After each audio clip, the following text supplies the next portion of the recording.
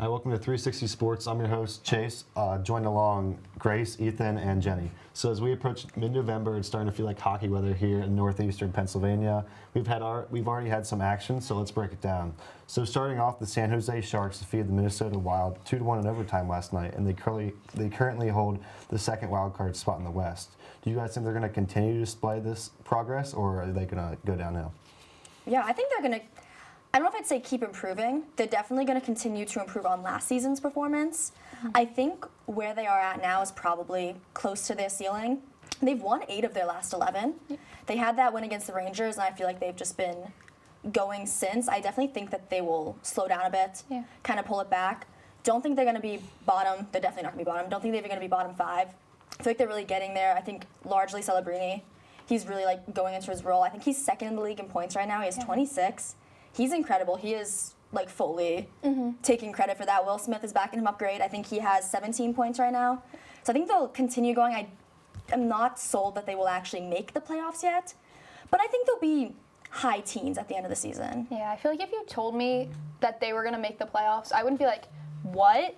But I do think that they're playing really well right now, and they're on a path to being really good, especially like Macklin and Will Smith. Like the two of them together have been so incredible. Will Smith has 7 goals, and on every single one of his goals, Macklin has assisted, which is just insane. Like keep them together, and I think that they're only going to continue to go up. So. Yeah, Askarov also needs some credit for this. Yeah. November, 963 save percentage. That's absolutely incredible. That was in 4 games, especially against the Panthers. They were just outshot like crazy in that game. They won 3-1. That's a great win. If that win proves that they do have what it takes to maybe make a playoff push. If they make it or not, I think that every Sharks fan is still excited for their future, and they definitely will be good in the future. Mm-hmm. Absolutely. I agree. I think the goaltending is going to be very, very important. Is really going to decide if they continue to do well or not. Because the offense, pretty sad. Like I said, Celebrini, Smith, like they're good. They're doing their thing. So it's really going to depend on if everyone else on the team can kind of play their part. And I feel like the Sharks have had rough goaltending in recent years, and when they're not good, they're not good. It's rough. So I think if they can continue with the goaltending, I think that's really going to decide how the rest of their season goes. They're so much fun to watch. So I really do want them to succeed. Yeah, and speaking of teams that have been hot recently, we're going to move on to our second headline. Boston picked up their 7th win in a row, and it came off of David Pastrnak, his 400 and 401st career NHL goals. So is Boston for real? What do you guys think? See, I'm not a big Boston fan, but I really don't think that they're that for real right now. I think they're kind of on a heater, but I don't see it lasting just because, I mean, Jeremy Swayman is incredible. He's incredible in net, but he's so inconsistent in recent years that I kind of feel like it's hard to judge him based on his one hot streak. I want to see, again, more how it plays out later on. Their backup goaltender isn't as solid as him. Like, they have a lot of star power. Like, David Pastrnak is an amazing, amazing player. But I don't know. I don't see them going very far. So they're 7th in the league right now. I think that is very inflated by, as you said, the 7-game win streak. Yeah. I think for the team themselves, I think they are real. I don't think they're real contenders. I don't think they're going far. I think they may make the playoffs. I think numbers back down a little bit. Like the power play is in like the top 10. Penalty kills in the top 15. You said Swayman's incredible. I feel like they're finally kind of recovering from such disappointment. So I think they're legit for themselves. I don't think they're legit contenders. I think they'll kind of continue. Obviously, the win streak's gonna have to end at some point, but I think they'll continue on like a similar path. Definitely make the playoffs, just not go super far. Yeah, I think that all of this hype around them right now is clearly just around the win streak, and this is going to sound. I'm going to talk about another team later that's kind of around like the same mark of how bad team that are in the playoff conversation now. But there's a difference between doing consistently well throughout the season and just going on a streak right now. And Boston especially has a really tough stretch coming up in November. They're going to lose. I feel like they're going to lose a bunch of those games. Maybe they'll even out, but they still could make the playoffs, but they're not going to play as well as they are right now. This is purely just riding off the streak. Yeah, and to your points, I think it's still the first month of the season. I mean, it hasn't even been, it's not even midway through. We're not even close to the All-Star break. So it's really hard to judge a team when they've only played, like 15 games. So you definitely can't overlook this streak, but it's definitely impressive. Yeah. But yeah. For All right, sure. So moving on, Nathan McKinnon, who's on a blistering pace to start the 2025 season. He has 14 goals and 18 assists. What do you guys need to see from him to officially put him in the GOAT status along with the greats? I think he could very well be one of the greats. I've said this for years since I've watched him play the first time. He is so fun to watch. Like, he is just a genuinely good, skilled, smart hockey player. I just think if he continues to do what he does best year after year, he's gonna eventually become one of the best of all time. Like, He's already, like, stat-wise, he already looks really good in terms of points, goals, assists. Like, just really keep doing what he's doing for as long as he can.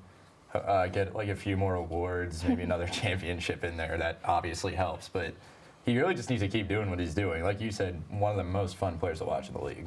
Yeah, absolutely. I think, like, echoing what you guys have said, just kind of keep going. I feel like he's not really, like, a GOAT, in my opinion, but I think he is one of the best players, and it's solely because there can only be so many. Like, there really is nothing else he can do. He's won the Cup, he won the Hart, and he won the Calder, his rookie. Like, he's kind of done everything. He's been consistently good, but I don't think he is he's almost too well-rounded. yeah. Like, he's almost too well-rounded because he always has so many points, but he's kind of always around 20, 30 goals. He only broke 50 one year. So I think he's done everything he can. There's just only so much you can do. I mean, he's on pace to get He's on very I say significant he's on amount pace. of goals. He right is going now. crazy this season. So I I feel like he's been getting better the past 5 years. Like, sure. He should be slowing down, but he's Yeah. not. I feel like I could see if he gets another 50-goal season, maybe 2 50-goal seasons, that would change the conversation I think a little so. bit more. I said I think he should break 500 Yeah. before the end, depending on how long he can keep up his pace. I think he should get 400 either this season or next. Yeah. But I think especially if he can break that 500, I think that's kind of the most he could do to really, like, solidify himself in that conversation. Yeah, for sure. Yeah, to your point, I think if he keeps up this pace, he'll definitely be considered one of the greats. It's hard to compare different generations of players, but he's obviously one of the best that we've seen in our day and age. But moving on, we're going to go to the board, and we're going to share some teams that we think have been overrated and underrated to start off this season. We'll start with you, Grace. Okay. I feel like these, if you know me, these aren't going to come as a shock even a little bit. For my overrated pick, I'm going to go with the Toronto Maple Leafs. They haven't been very consistent as of recent. They're 27th in the league. I think they have an 8-2 record, I want to say, 8, maybe 6. But they're just very inconsistent. Ever since losing Mitch Marner, I think it's really, really hurt them in ways that they weren't expecting it to, and I think that's going to continue to affect them. And also, I think Austin Matthews just got hurt last night or the night before, so that's going to also have a very significant impact.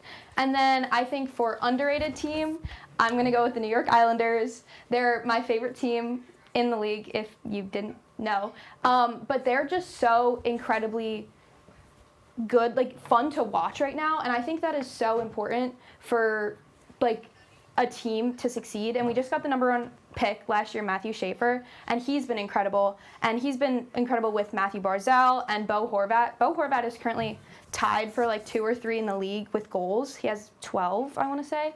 And it's just, again, this team has gone from one of the worst in the league to looking like a genuinely cup contending team. And it's exciting to watch, for me at least. But Yeah, I definitely have to agree with you. Actually, I had them later as my overrated pick, but I'll get to that. But yeah, after losing in the second round of the playoffs last year, they looked to upgrade their team. They added a lot of new pieces for the Maple Leafs, and they just haven't. They've really underperformed for all the players they've re-signed and gone out and gotten. I think they expected to start off a lot hotter than they have. yeah. Absolutely. And I agree with you with the Islanders.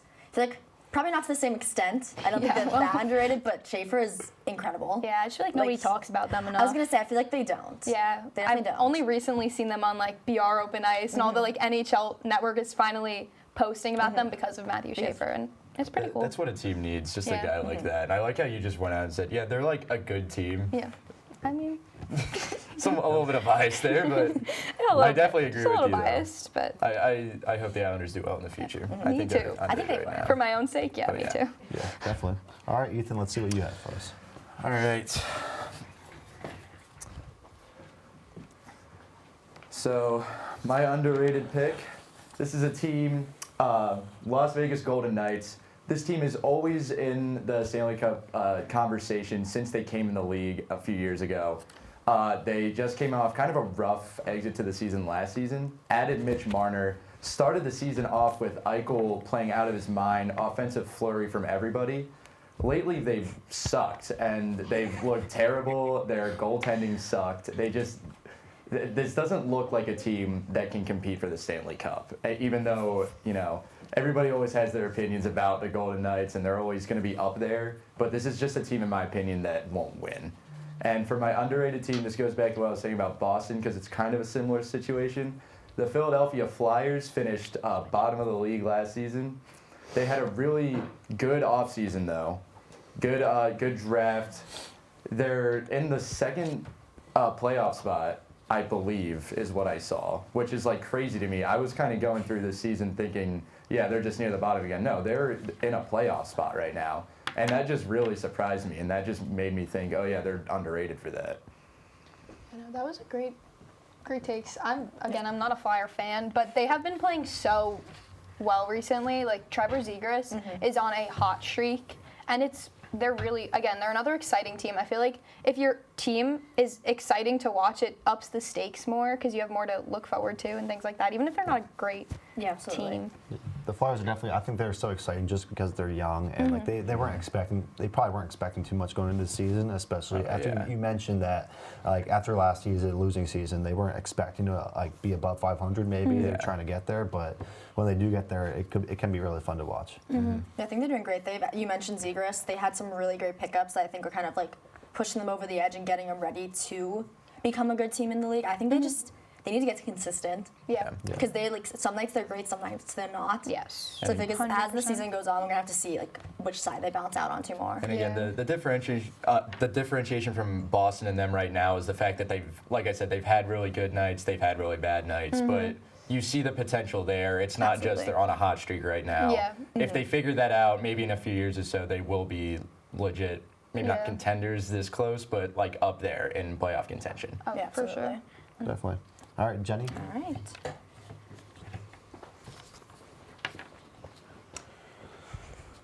All right, my overrated team is the Winnipeg Jets. They are 9th in the league right now. I think they're 3rd in their division, and they are consistently ranked in like the top 3, top 5, just by like fans, by power rankings. I just don't think they're that good.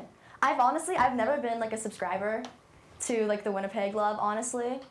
I think Hellebuck is amazing. He's having a great season. Comrie's an amazing backup. But they're just not winning the games that they should be winning. They lost to the Sharks recently, I believe. They're just not doing great. Their record's not awesome. And I think you just can't ignore the playoffs. They choke every single year, and I feel like you just can't put them that high when they're not even doing that well in the regular season. You just can't put them that high. They are a good team, but they're not as good as people make them out to believe. And then for my underrated team, I have the Anaheim Ducks. I feel like they are very, very solid. They beat Winnipeg 4-1, I think like last week.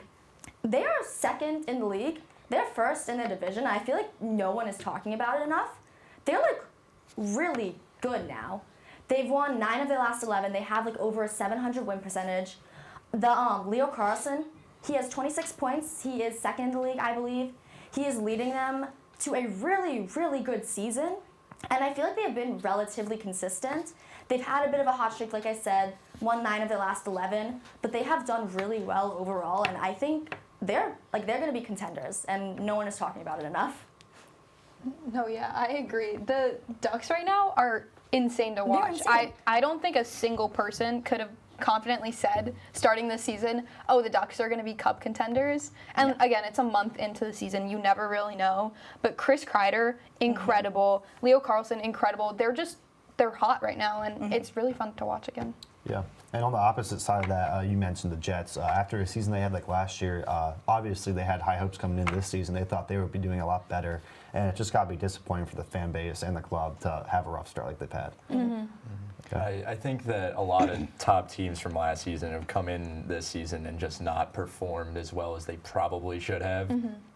The Jets are just also one of those that have dealt with that. But even like Oilers aren't having a good season. There's a few others that just Even the Panthers. yeah, are Panthers aren't I just think doing as well. Like the problem with some of these teams is that the ones that were so good last year is that they're going to probably start off not so great and then they're going to sneak their way into the playoffs, and once Yeah, they're in the that's- playoffs, these teams are a whole different I it's a think whole that's what's different gonna ball happen with game. Florida. They're gonna 100%. just make They it. do and it they're every gonna- year. Yeah. I mean, the last 2 years they weren't even that like great in the regular season. Then you get to the playoffs and you're terrified because they're such amazing play. Like they're trained for the playoffs. They're not even trained for regular season hockey. Yeah, exactly. And I know like fans and media obviously are going to make it a bigger deal than it is when a team with high expectations is losing. But when you go inside the locker room, I'm sure the guys in there aren't as worried as you might think, because they know it's a long season and they know it doesn't really matter until it comes to playoff time and they can show up there. Yeah. But yeah, Absolutely.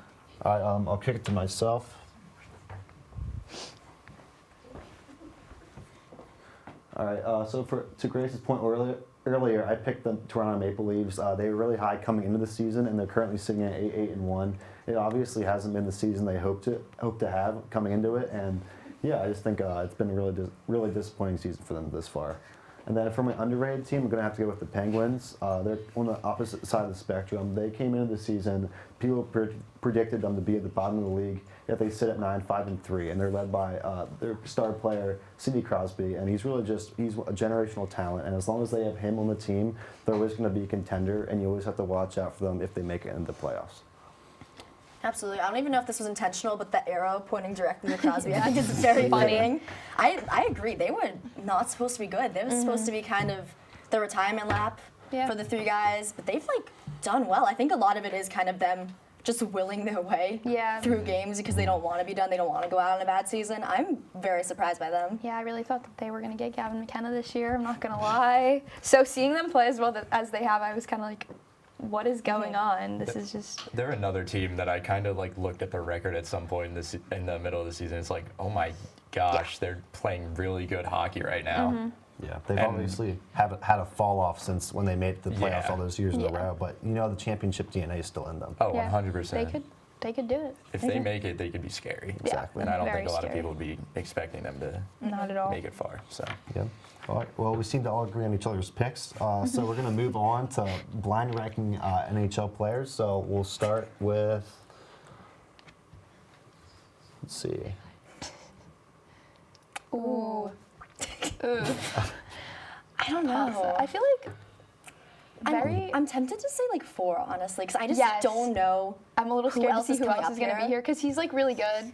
And I feel like we just talked about like the 400, Yeah. 401, but I Yeah. just, There are better players. I was in going the to say, I league. feel like there's a lot better in it. I feel like go 4. I was thinking that 4 or 3 Yeah. spot. If you want to go 4, I'm good with that. I think 4. I feel 4? like 3 is like a safe spot Yeah, to keep. 3 is Yeah. I like just to in keep case. 3 Let's keep open. it 3. All right. So wait, 4. we're going 4. 4 is occupied? 4. He's All right, 4. We're going Yes. 4. All right. Next. Ooh. All right. What are we thinking? Greatest goal scorer in the league. Yeah. I don't. What are we ranking them on? We should have decided what we What were we're ranking ranking them them on. on? I Just feel like, total. Yeah. Just overall. Because I don't want to put him at 5, but but like, like I feel like he's got to be. Would you put him I'd above put him. David don't Pastrnak? know. Like I don't think I would put. he's last time I looked, he was leading the Capitals in Yeah. goals. I feel like it's not right to put him at 5, but I feel like Yeah. 5 is There's, like- aggressive, Yeah, but like, five's Do we give him Do the we 3 think spot? that I there's think going to be three a spot. worse player? What is happens the if it's like question. Austin I think Matthews, there's- Nathan I was gonna say- McKinnon, Yeah, and exactly. like Ovi? I feel like there's going to be a worse player. So 3. So yeah, 3? I think 3's Okay. fine. That's okay. I'm good I with 3. think. okay. No.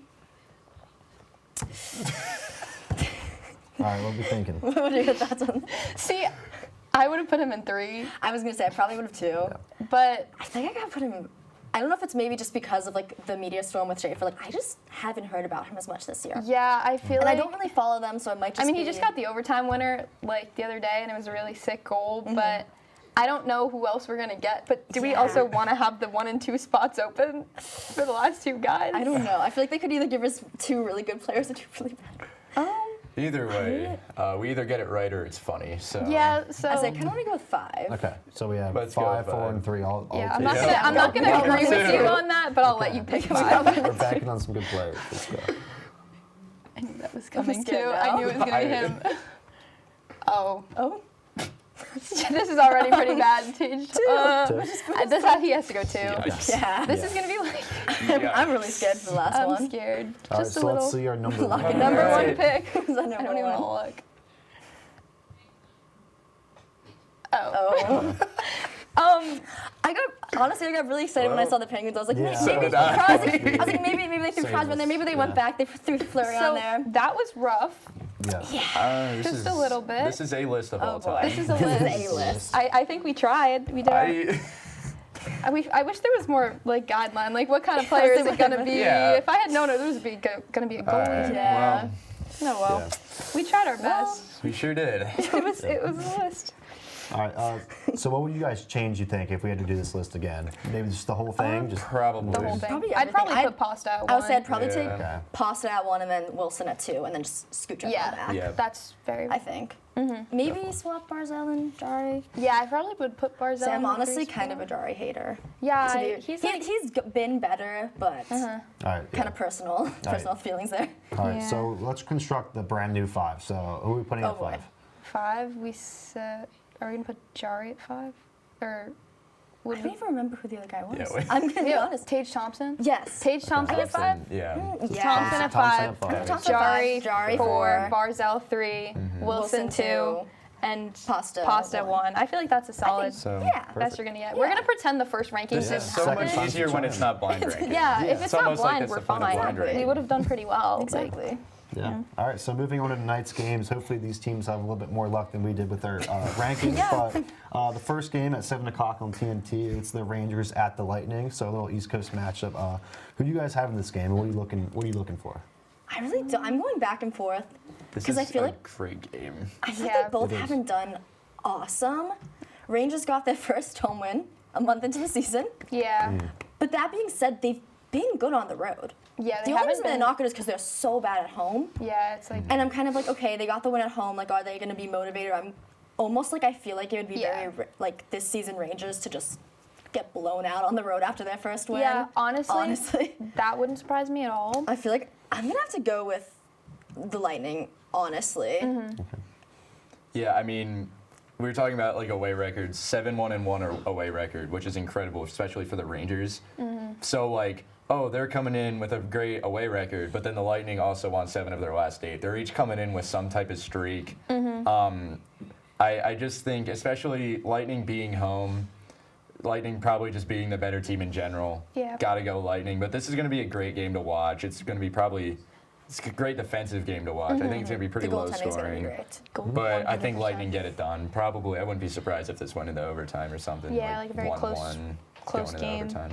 I do agree. I think the Lightning are just overall a better constructed team at the moment. The Rangers, I wouldn't be shocked if you told me they won. Like, I wake up in the morning and they won. But I don't know. I think the Lightning, especially because the Rangers just won at home for the first time, I could see them now losing away. Like, again, what you said, like, I just see that happening. Very on brand.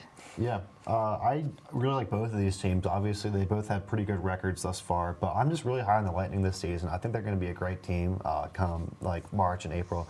But I think if they want to be a great team, they have to beat other great teams. So this is definitely a good test for them. Obviously, the Rangers are really good on the road, but Lightning, it's not like they're bad at home or anything. They're pretty good. They have good home ice advantage. So yeah, I'll take the Lightning in that one. Yeah, should all agree. Nice, we got Lightning Yeah. sweep. Yeah. All right. So moving on to a match a bit closer, it's the Oilers traveling to Philadelphia to take on the Flyers. That's at 7:30. Who do you guys have for that? I don't really know. I feel like I'm in a similar boat. Yeah. Like the Flyers, I feel like we've already talked about. They're much better than expected, but they're very inconsistent. And I feel like the Oilers, this month has not been great for them. They've had the 3 losses. They had that really tough loss to Colorado, 9-1. Yeah. I feel like they could either kind of like sink them, or they could come back. Yeah. I'm gonna go with them coming back. I feel like the offense is really gonna pull through for them. I'm gonna go with Edmonton for this matchup. I honestly agree with you on that one because I think the Flyers, while they are really good and it's at home, Connor McDavid has been playing so well recently. He's gotten some really incredible goals. And I think their offense, if they produce, isn't a match for the Flyers' defense. But again, it's going to depend on if the Oilers decide to show up or not. So Yeah, I feel like each team is kind of just like, it's going to be a good game, but unlike the other game, this is just going to be which team wants to show up. Yep. And that's why it's more of a coin flip. Oilers have some pretty bad injuries right now, plus have a bad road record. I'm going to take the Flyers for this one. Yeah. But this could go either way, too. Yeah, I agree. This is a really good matchup, as was the other game. But I think these teams are kind of in opposite situations. The Oilers are kind of playing with a chip on their shoulder after last year's playoff loss. And then the Flyers are kind of playing like they have nothing to lose. So that's just two different extremes. I think the Flyers, not to make a pun, but they're just going to be flying around the ice. They're going to be playing freely. And I think that the Flyers are going to get this one. I like this young core. And they're just a fun team to watch, as we mentioned earlier. All right, so moving on to the later window, the Sabres, who are 5-6-4, taking on the Utah Mammoth, 9-7. That one's at 9 o'clock. What do you guys think is going to be the result of that one, and who are some players you're looking at? I think I want to go with the Mammoth on this one. I just feel like the Buffalo Sabres are kind of down in the dumps right now. Like you don't hear you don't hear much about them. They're not really doing anything. It kind of just seems like they're failing. And the Mammoth have looked really good. Very unexpectedly good. Like I was genuinely not expecting them to win many games at all this season. But I mean, they're always fun to watch. Like Clayton Keller, a couple of their guys, super incredible. So Yeah, I have to agree with you. I think it will be a little closer. They actually played last week. Mammoth won 2-1 in overtime. I think it's going to be kind of close again because, like we said, Mammoth have been unexpectedly good, but they've kind of started to slow down. Yeah. But the Sabres are still just the Sabres. Yeah. I'm so sorry to every Sabres fan out there. It's gonna be tough still. So I think I'm gonna have to take the Mammoth as well. But I think it's gonna be a good game. This is a game tonight that I probably put the least amount of thought into. I literally put in my notes, nothing can really go right for Buffalo. Yeah. So, like, I do think I should have put more thought into it. I think it's going to be closer than I made it out to seem in the notes, like both of you said. But, like, not much really makes me want to root for this. Well, not root, but think the Sabres are going to win. Nothing really makes me think that in my mind. So I'm going to take Mammoth as well. Yeah, I'm just going to have to agree with all of you guys. I think the Mammoth, they just have to beat the Sabres. Sabres, as you guys mentioned, aren't a great team right now. And the Mammoths just need to take advantage of that. So, yeah. All right, moving on to the last game at 9:30 on TNT. The Devils, who are one of the hottest teams in the league, are taking on the Chicago Blackhawks, also very good this season. This is probably the matchup of the night, I would say, even though there's some other good ones. So what do you guys think of this, and how excited are you to watch this? Yeah, I'm excited. Connor Bedard is amazing. Yeah. I think he has 25 points. He's like right up there with everyone else. I think Chicago is somewhat similar in San Jose, as in like they have their one young star who's really pulling a lot of weight. But the Devils, they're third in the league. They're really, really good. Chicago is 12th though. Yeah. I was looking for today. I was like, wow, I thought they were like a lot lower.